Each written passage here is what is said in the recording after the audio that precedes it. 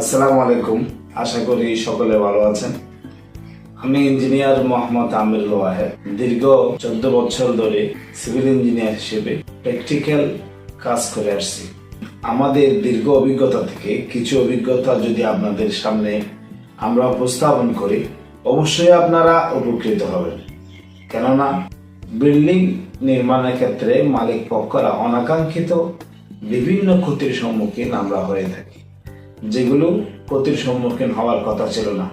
ভালো মিস্ত্রি দিলাম, ভালো ইঞ্জিনিয়ার দিলাম, যেদিকে যা লাগে সব খরচ করলাম, তারপরেও কেন মালিক পক্ষ আমি ক্ষতি হব? এ ধরনের প্রশ্ন অনেকের থাকতে পারে।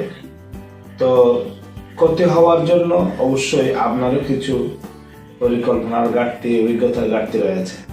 যারা একটি বিল্ডিং নির্মাণ করে ফেলে, দ্বিতীয়ত যদি আরেকটি বিল্ডিং এ তারপর